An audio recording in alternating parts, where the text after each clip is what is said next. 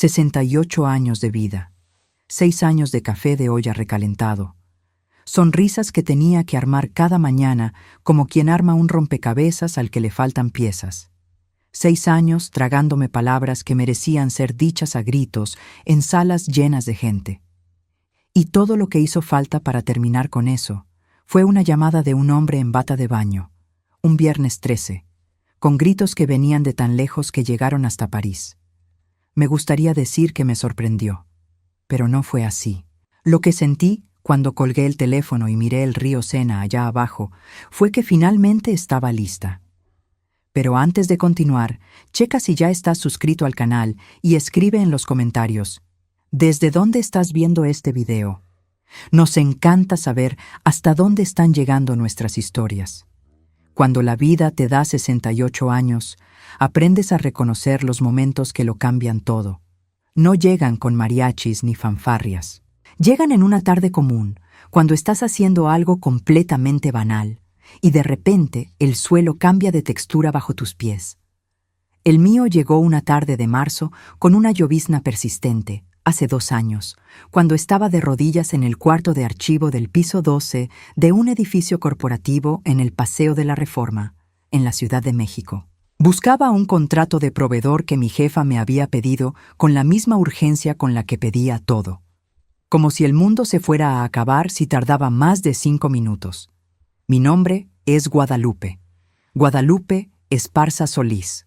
Tengo 68 años, 2 hijas, 4 nietos, y durante 6 años fui asistente ejecutiva senior del Grupo Villarreal, una empresa de inversiones que mi suegro fundó en los 80 y que mi marido, Antonio, heredó como si heredara también el derecho de tratar a las personas como muebles viejos, útiles mientras están en su lugar, desechables cuando estorban. Sí, mi suegro me contrató, y mi marido era mi jefe. Si estás frunciendo el ceño ahora mismo, puedes seguir haciéndolo, porque es exactamente tan complicado como suena. Antonio Villarreal tiene 72 años y pasó toda su vida creyendo que nació para ocupar el piso de arriba. No el 12. Hablo metafóricamente. El hombre nunca lavó una taza en su vida. Creció viendo a su padre tratar a los empleados como extensiones de la oficina, sin nombre propio, sin opinión, sin derecho a disentir. Y aprendió la lección tan bien que llegó a aplicarme el mismo trato a mí, incluso después de 31 años de matrimonio.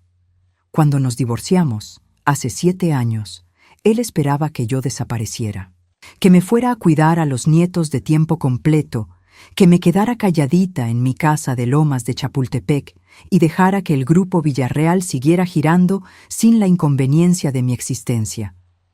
Pero entonces Jimena, mi hija más chica, que tiene el corazón más grande del mundo y a veces 0 sentido común, fue a una comida familiar y dijo que yo estaba pasando por dificultades económicas, que el convenio de divorcio no había sido justo, que yo merecía un trabajo de verdad.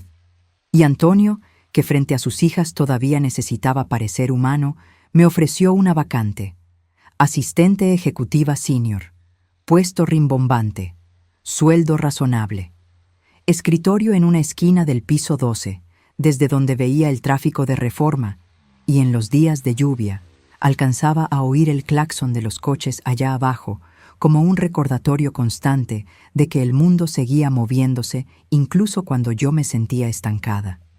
Él me decía Lupita o querida en las reuniones, no por cariño, sino como quien señala una silla y dice: siéntate aquí, sin siquiera mirar si estás cómoda. Durante 6 años hice mi trabajo con una dedicación que cualquier persona racional reconocería como excepcional. Organicé la agenda de un hombre que cambiaba de opinión 3 veces por mañana. Coordiné viajes para clientes a los que Antonio nunca se tomaba la molestia de tratar con respeto.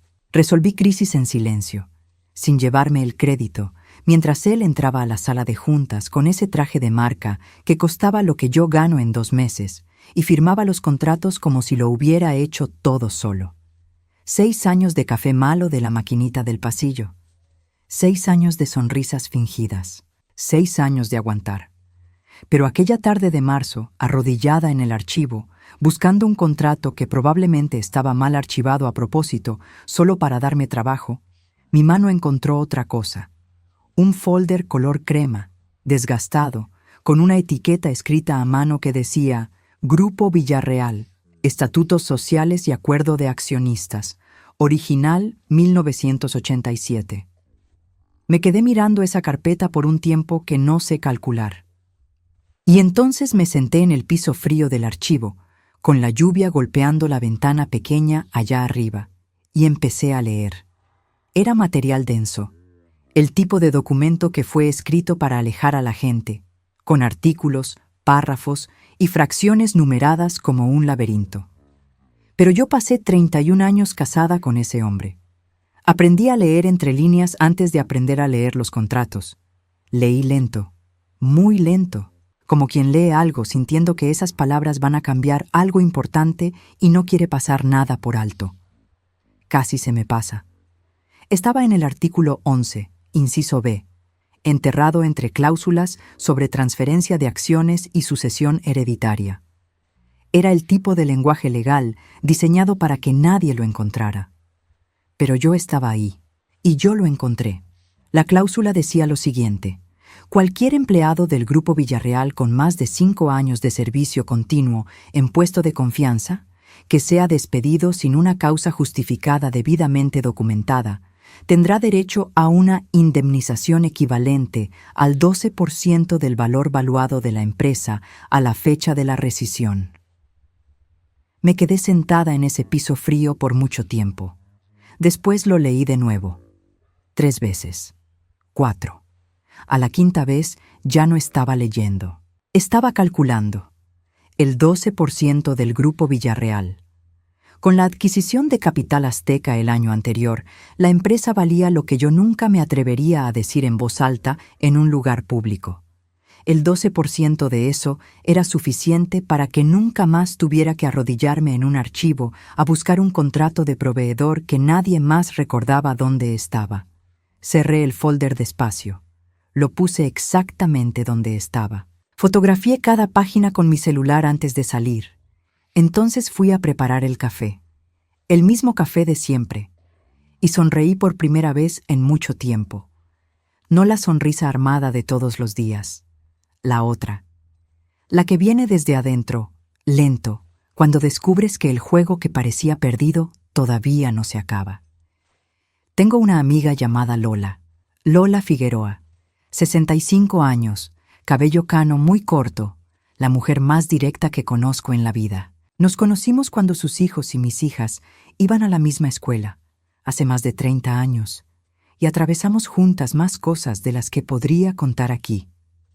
La llamé esa misma noche. No le conté todo todavía. Solo le dije que había encontrado algo importante y que necesitaba platicar. Y Lola, que conoce el tono de mi voz como si fuera música, dijo simplemente: «Vente a cenar». Fuimos a la terraza de su casa en Coyoacán, con un plato de pozole y la ciudad allá abajo. Le enseñé las fotos de las páginas en el celular. Ella leyó despacio, como yo lo había hecho, y al final se quedó mirando el jardín con la expresión de quien está resolviendo una cuenta mental. «Lupita», dijo finalmente, «¿cuánto tiempo llevas en esa empresa?» 4 años y 3 meses. Hizo esa pausa suya. La cláusula dice 5. Lo sé. Tienes 1 año y 9 meses para construir un caso perfecto, me devolvió el celular. Y para hacer que ese hombre te corra sin causa justificada. No fue una pregunta. Fue ella entendiendo el plan. Me quedé mirando el plato, y entonces dije lo que aún no le había dicho a nadie en voz alta. Necesitaría que me despidiera, bajo mis términos, después de cumplir los 5 años. Lola me miró por un largo segundo, con esa expresión que es mezcla de preocupación y admiración. Luego tomó la cuchara. ¿Y Jimena y Claudia? Mis hijas. Les voy a contar a las 2, dije. No hay forma de hacer esto sin que ellas lo sepan. Y así fue. No esa noche, sino la semana siguiente, en una comida de domingo en mi casa, con las niñas sentadas en la misma mesa donde crecieron. Esparcí las fotos de los documentos entre los platos de mole y les expliqué todo. Claudia, la mayor, se quedó en silencio por mucho tiempo. Ella siempre ha sido así. Procesa todo por dentro antes de dejarlo salir. Cuando habló fue breve. Papá te hizo esto durante 31 años, mamá. Y luego te contrató como si te estuviera haciendo un favor. Miró el documento. Cuenta conmigo. Jimena lloró un poquito. Ella siempre llora. Pero después de secarse los ojos, dijo algo que se quedó conmigo los siguientes 2 años. Tú nunca fuiste un mueble viejo, mamá. Él es el que siempre quiso que tú creyeras que lo eras. Entonces el plan comenzó. Lo que yo necesitaba eran 2 cosas: paciencia y provocación controlada. Mantener un historial de trabajo impecable, documentado, irreprochable, y al mismo tiempo ser exactamente lo suficientemente irritante para que Antonio tuviera el dedo en el gatillo. No tan irritante como para justificar un despido con causa legal. Solo lo suficiente para que ya no pudiera soportarme. Claudia fue quien me ayudó a ponerle nombre a eso. Irritación estratégica, dijo, y se rió de su propia frase. No fue fácil. Fue lo más agotador que he hecho en mi vida. Y miren que crié 2 hijas. Aguanté un matrimonio de 3 décadas con Antonio Villarreal y una vez tuve que convencer a un proveedor colombiano de renegociar todo un contrato por teléfono. Pero 2 años de actuación calculada fueron otra cosa. Empecé a cuestionar las decisiones de Antonio en las reuniones, educadamente, con datos. Lo cual es peor que la grosería para hombres como él, porque no puedes responder con autoridad.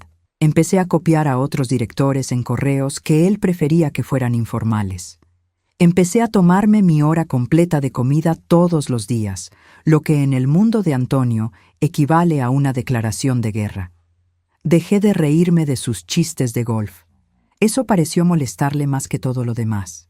En un momento dado, me llamó a su oficina y se me quedó viendo con esa expresión que yo conocía de décadas de matrimonio.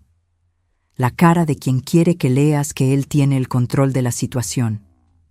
Estás diferente últimamente, Guadalupe. Estoy enfocada en los números, le dije. Están saliendo bien. No le gustó esa respuesta. Quería verme desestabilizada. Yo le di eficiencia, y la eficiencia lo puso más furioso que cualquier cosa que le pudiera haber dicho. Faltaban 6 meses para el 5.º año, cuando Claudia me llamó desde una cena de negocios con una sonrisa en la voz. Se había enterado, por un contacto, que Antonio ya estaba consultando al departamento legal sobre cómo agilizar una transición de puesto. Me quería correr. Estaba buscando la forma de hacerlo sin que yo pudiera reclamar. Lo que no sabía era lo que había dentro de sus propias paredes. Y yo necesitaba asegurar que él actuara antes de que encontrara cualquier truco legal. Fue cuando surgió la idea de París. Fue Claudia quien sembró la idea, de la única forma que funcionaría, a través de Jimena, quien sacó el tema en una comida familiar. Jimena es igualita a su padre. Todo el mundo lo dice y sé que ella odia oírlo, pero es verdad en todo, en la risa, en la terquedad, en la forma de ocupar una silla como si el cuarto hubiera sido construido para ella. Lo que la salva es que heredó el corazón de otro lado. En esa comida, en un restaurante de Polanco que a Antonio le gusta porque tiene vista, Jimena mencionó, como quien no quiere la cosa, que yo nunca me había tomado vacaciones reales desde que entré al Grupo Villarreal, que Recursos Humanos había confirmado que tenía más de 35 días acumulados, que ella quería que me fuera con ella a París, 2 semanas, a ver museos, comer rico y descansar. Antonio, que estaba cortando su corte de carne con la concentración de quien no quiere mostrar que está escuchando, dijo que 2 semanas era demasiado tiempo para que una asistente se ausentara. Jimena dijo, muy tranquila, que la licenciada Marta, la directora jurídica, ya lo había autorizado, que todo estaba conforme a la Ley Federal del Trabajo, que era un derecho. La palabra derecho cayó en la mesa como una piedra en un lago en calma. Antonio siguió cortando la carne.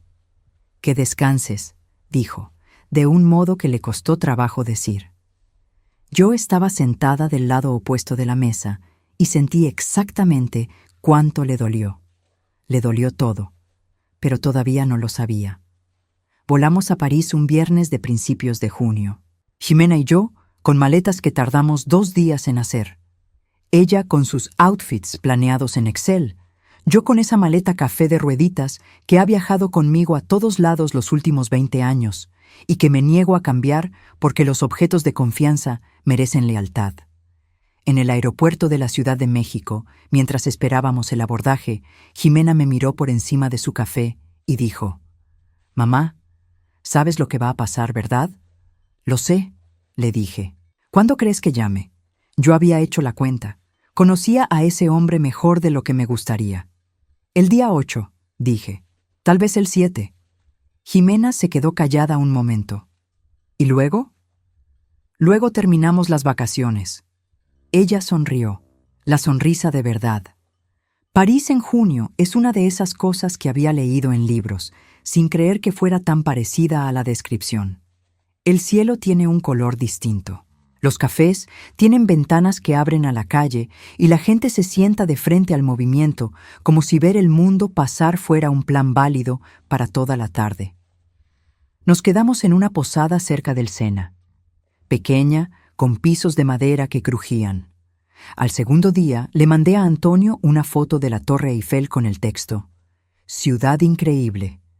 Te la recomiendo mucho», sin signos de admiración, sin emojis, calculado hasta en las comas.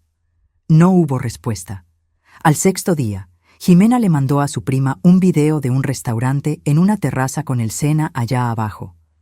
La prima se lo mandó a su papá. Ella siempre lo hace. Y el octavo día, que era un viernes 13 de junio, yo estaba en el balcón del cuarto con un café en la mano, viendo cómo el barrio despertaba, cuando el celular sonó. Reconocí el número antes de ver el nombre. Miré hacia adentro del cuarto, donde Ximena estaba sentada en la cama con su laptop, y ella levantó la vista. Al ver mi cara, cerró la computadora despacio. Contesté. La voz de Antonio del otro lado era la que conocí durante 31 años. La voz que usaba cuando necesitaba comunicar que tenía el control aunque no fuera así. Lo suficientemente alta para intimidar. Lo suficientemente controlada para no parecer que le importaba. Dijo que yo había abandonado mi puesto, que 3 reuniones importantes se habían reprogramado sin su autorización, que el equipo estaba trabajando en automático y que él no permitía eso, que yo estaba en París comiendo croissants mientras la empresa me necesitaba, que si no regresaba al día siguiente, ya no regresara nunca, que estaba despedida. Lo dejé terminar casi todo. Casi. Cuando escuché las palabras correctas, cuando escuché el despido declarado sin ninguna causa documentada, a una empleada con vacaciones oficialmente aprobadas por la directora jurídica, después de 6 años de servicio continuo, sin ninguna amonestación, me reí. No fue una risita educada, fue una carcajada de verdad. La risa de quien cargó un peso por 2 años y finalmente puede soltar la maleta en el suelo. Y entonces, colgué. Ximena estaba parada en la puerta del balcón. ¿Lo dijo? Lo dijo. Cruzó el cuarto, me abrazó, el tipo de abrazo que las hijas dan cuando se dan cuenta de que su mamá cargaba más de lo que contaba. Después se alejó y dijo: ¿Y ahora? Ahora terminamos las vacaciones.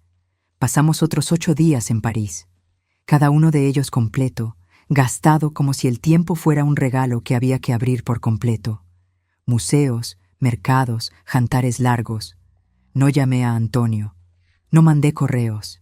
No respondí a los 3 intentos de contacto que hizo en los días siguientes antes de rendirse.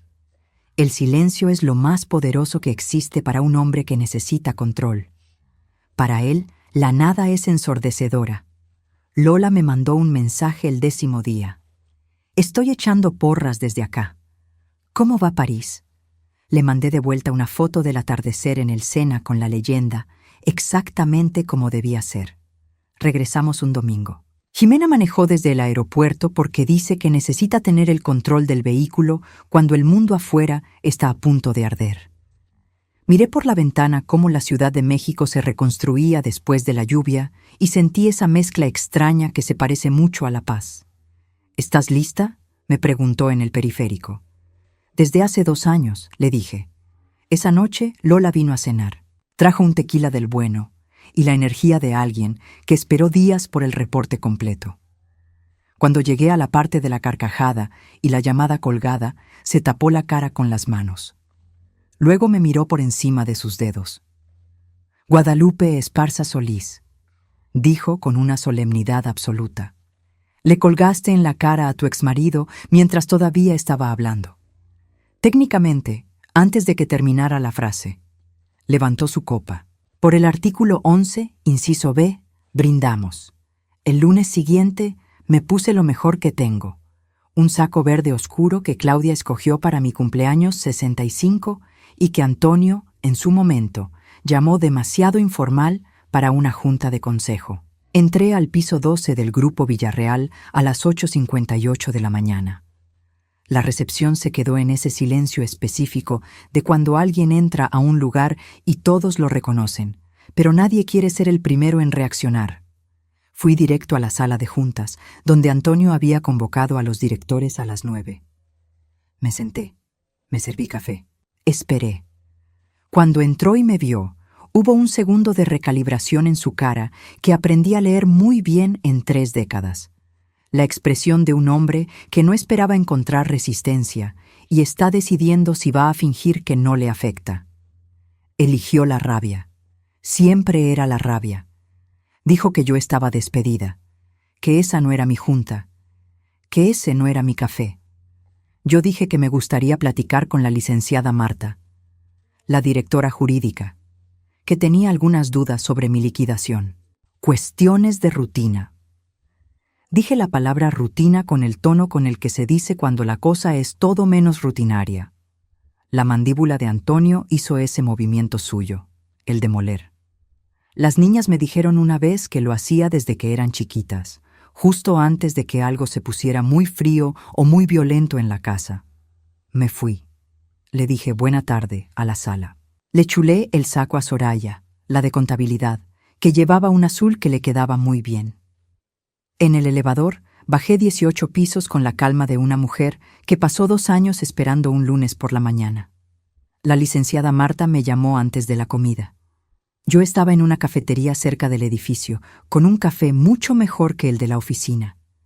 Dijo que necesitábamos hablar, que ahí no en el despacho. Esa pausa me lo dijo todo.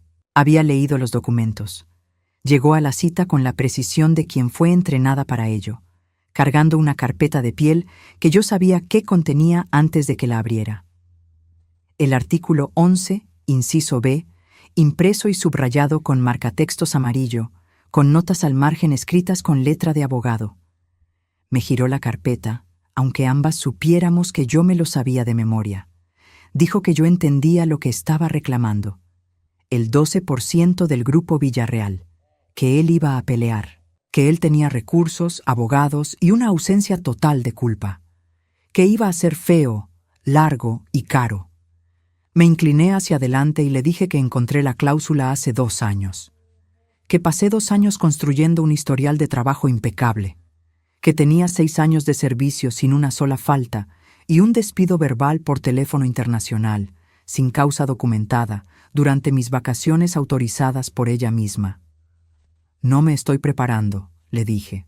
Tengo la maleta lista desde hace 2 años, esperando la hora de salir. Me miró por un largo rato. Luego miró la cláusula amarillenta y hizo algo que yo no esperaba de una mujer que había sobrevivido 20 años en el Grupo Villarreal sin una grieta en su barniz profesional. Suspiró, despacio, como quien suelta algo que llevaba cargando mucho tiempo. Me llamó costo operativo, dijo casi para sí misma. Frente a todo el equipo, durante la discusión del contrato de Capital Azteca. Llamó a toda mi área un costo operativo. Cerró la carpeta. Vas a necesitar una abogada externa. Mi conflicto de interés me impide representarte. Sacó una tarjeta de su bolsa y la puso frente a mí. Pero yo sé a quién debes llamar. Es buena, mejor que buena. y va a amar absolutamente este caso. Tomó un trago de agua y se levantó. Una última cosa, dijo. El Consejo de Administración se reúne el jueves, sesión ordinaria de trimestre. El orden del día está abierto para cualquier accionista o parte interesada. Me sostuvo la mirada un segundo más de lo necesario. Luego se fue. Llamé a Claudia. «Se está moviendo», dije cuando contestó. «¿Rápido?» Miré por la ventana el tráfico de la ciudad. Más rápido de lo que él va a poder seguirle el paso. Del otro lado de la línea, mi hija mayor, la que vio a su madre aguantar cosas por décadas, la que se quedaba callada en los domingos mientras oía a su padre tratar a los empleados como muebles, se rió. El jueves estaba a 4 días de distancia. Me desperté el jueves a las 5:30 de la mañana sin necesidad de alarma. La Ciudad de México todavía hacía ese ruido bajo de cuando aún no despierta del todo. Desayuné en la cocina, en silencio. Jimena bajó a las 6. Me vio ahí y no me dijo buenos días. Fue directo a la alacena, sacó 2 tazas y sirvió café. Bebimos en silencio. Era el momento en que más familia me sentía en años, y no hizo falta ni una palabra. Llegué al edificio con mi abogada, la licenciada Vera, 52 años, el tipo de mujer que entra a cualquier cuarto como si ya hubiera leído el final del libro. Subimos juntas. En el piso 12, la recepcionista levantó la vista, me reconoció y estiró la mano al teléfono. «No hace falta», le dije. «Sabemos el camino». La sala de juntas estaba llena. Antonio a la cabeza, abogados de cada lado, el director financiero, Marcos, que nunca me tragó, Soraya, de contabilidad, que bajó la mirada cuando entré. No de pena, sino de solidaridad. Y Beatriz Sampaio, del Consejo de Administración, que estaba en una esquina con su libreta y la paciencia de alguien que esperaba esta junta hace mucho.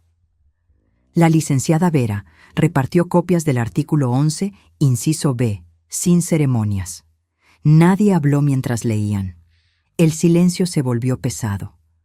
Antonio dijo que era una farsa. La licenciada Vera dijo, con el tono de quien explica algo por segunda vez a alguien que debería saberlo, que era una cláusula jurídicamente vinculante en el estatuto original, y que la señora Guadalupe Esparza Solís había sido despedida sin causa justificada tras 6 años y 22 días de servicio, que el mínimo para activar la cláusula eran 5 años, que la aritmética no era complicada. Antonio pidió que entrara Marta. La puerta se abrió.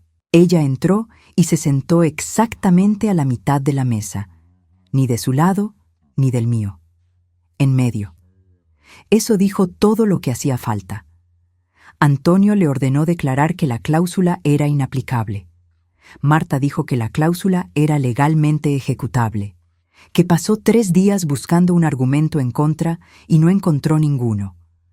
Algo pasó por la cara de Antonio que nunca había visto en 31 años. La expresión de un hombre que se quedó sin espacio para maniobrar. Y entonces cometió el error que hombres como él cometen cuando se ven acorralados. Se fue a lo personal. Dijo que yo nunca pertenecía a esa empresa, que me había contratado por presión de sus hijas, que fui una pasajera bien vestida durante 6 años, sin construir nada, sin merecer nada, que quería reclamar el 12% de algo que él había construido y que yo nunca había tocado. El silencio duró 2 segundos. Entonces Jimena habló. Había estado sentada al fondo, tan calladita que muchos pensaron que era asistente de la abogada. Se levantó con calma. Le dijo a su padre que había visto, durante toda su infancia, a su madre tragarse comentarios en las comidas, que la había visto trabajar por décadas con una dedicación que cualquier empresa reconocería, que lo había oído decirle querida en las juntas con el mismo tono con el que se le habla a una silla, que él la había contratado como si le hiciera un favor, y usó ese favor como licencia para no reconocer su trabajo. Su voz nunca subió de tono. Eso fue lo más devastador. Dijo que lo amaba porque era su padre, pero que nunca en la vida se había sentido orgullosa de quién era él. Se volvió a sentar. Beatriz Sampaio se ajustó los lentes. Preguntó si había alguna objeción legal. Ninguna. Preguntó al consejo si reconocían la validez del reclamo de la señora Guadalupe conforme al artículo 11, inciso B. 7 manos se levantaron. Antonio se quedó sentado en silencio. Pero ya no importaba. Ya estaba acabado. Las consecuencias reales nunca llegan de golpe. Llegan acumuladas. Al final de esa semana, otros 9 exempleados se habían puesto en contacto. Despidos injustificados. Ambiente hostil. Una demanda por acoso laboral que llevaba meses esperando este momento. Cada caso por separado era una queja. Juntos eran una demolición. Los gastos legales de Antonio empezaron a subir más rápido de lo previsto. Sus abogados dejaron de suavizar las cosas. El Consejo de Administración convocó a una reunión extraordinaria y pidió su renuncia a la presidencia. Él resistió una semana, con la terquedad de quien sabe que ceder es admitir la derrota, y luego dejó de resistir porque el orgullo sale caro y finalmente había hecho las cuentas.